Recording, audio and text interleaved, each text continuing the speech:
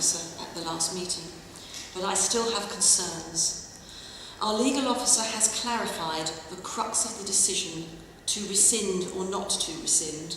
The decision made at the last meeting to refuse this application rests on whether the panel agrees with the premise that Councillor Wilson voted in error.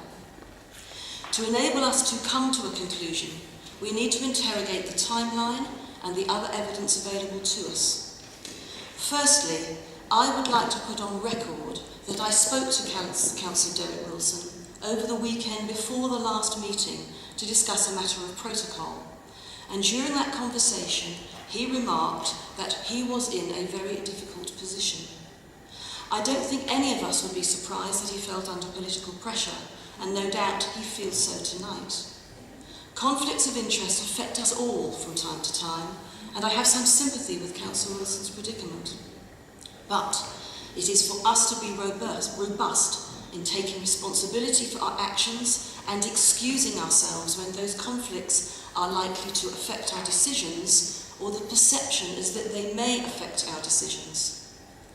I am sure we would also all agree, that Councillor Wilson is a long-standing councillor and a very experienced and knowledgeable chairman, particularly in planning. If he was confused or believed he had made a mistake, we would expect him to have stopped the proceedings and sought advice from the legal officer. This is, of course, one of the reasons that the legal officer is in fact in attendance.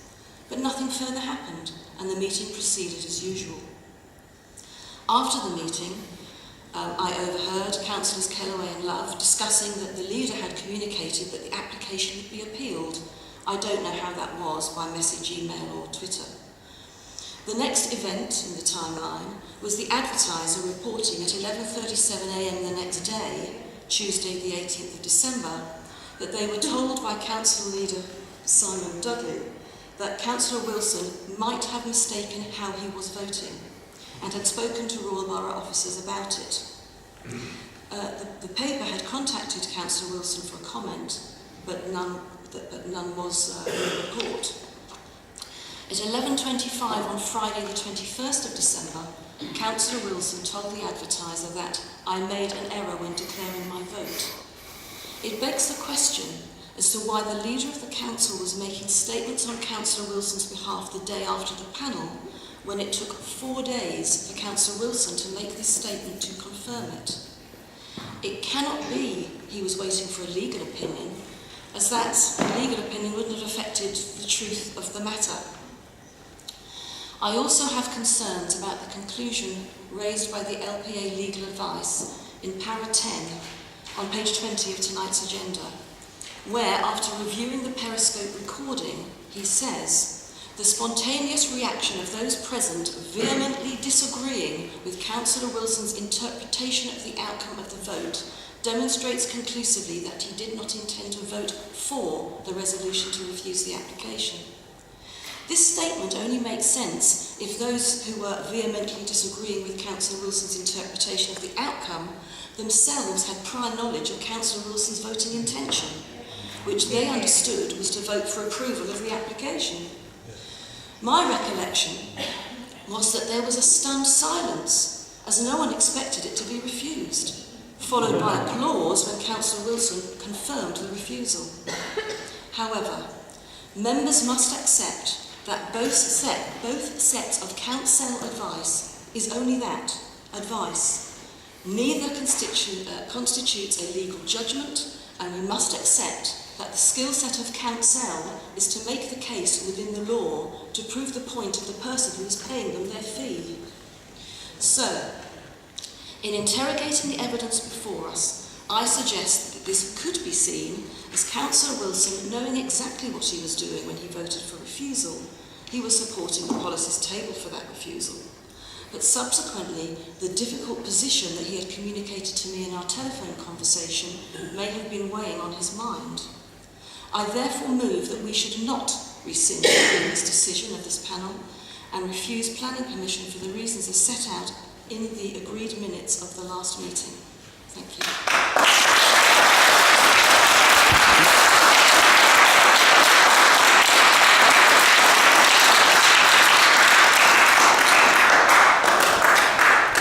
Councillor Richard Kellaway. Mr. Chairman, I must say I strongly object, Chairman, to Councillor Stretton referring to private conversations which may or may not have taken place. This is not the first time she did it. She did it a meeting before. This is just pure supposition on a totally different matter. What's so funny? You're funny. Excuse me. This is a rather serious matter. I'm surprised you take it so facetiously. The fact is, this is a sheer sort of farrago of supposition from Councillor Stretton, which has got no substance and truth whatsoever. Having been at that last meeting, it was quite clear to several of us that we suspected Councillor Wilson had voted in a way that we thought was rather peculiar. And I think the background to that has been demonstrated. I don't doubt his probity in any way, and he changed his mind and told the officers that evening, not 5 days later or when he'd thought about it. I'm not discussing it, I'm just saying, he made a genuine error. As I said, perfectly right to come back. Sorry, Councillor Kellaway. This is not a public participatory meeting. I said that right at the beginning. Those that have registered to speak may speak on item 5, but at the moment the councillor is speaking, so therefore I would ask respect to the councillor who's speaking. Councillor Kellaway, continue. Chairman, this was a genuine mistake, and I respect your probity, and I think it's quite right that we should rescind that decision. I therefore move the recommendation. Councillor Love? There's two points. I have been at a meeting where a similar situation has arrived, and I know on Windsor planning applications this has also happened. This is a double negative. If you're asked to approve, if a recommendation of the officers is to approve, and you're going to vote yes or no, I approve it, fine. When the question is to refuse something, then you have to refuse it. It's a double negative, and therefore I can understand he shouldn't have done, possibly, obviously, because he's chairman, but you can understand the moment. Also, you never made a mistake. You just made. Anyway, so there's no point saying, because people just laugh at you. The point is, they think that it's easy to make a mistake of a double negative, and therefore I've known you for 20 years as a councillor, Councillor Wilson. I know you are honest, and if you said you made a mistake, you've made a mistake, and I'll second the officer's recommendation. Thank you, Councillor Love. Councillor Derek Sharp. Thank you, Chairman. Actually, I just wanted to clarify the procedure that we follow. Normally, at a panel meeting, we declare, or I think actually you declare, but as a panel, we decide whether an application is approved or not approved. It would appear from the conversation that's been having here that that's not the case, that we shouldn't actually say that at any meeting. It would appear that we can say that the panel, subject to confirmation from the planning authority, approves or disapproves. So we should never then say, because it was stated at the meeting that this application was refused. And that was a wrong statement, because it's only refused if the planning officer says so at some stage after the event. So we shouldn't say that at any planning meeting in the future. Councillor Adam Smith.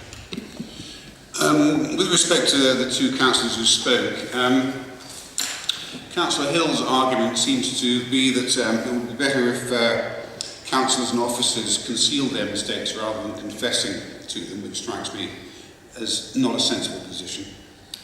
Councillor Majid takes the utopian view that in an ideal world we would have fixed the problem at the time, but we couldn't have done because we didn't know about the problem at the time.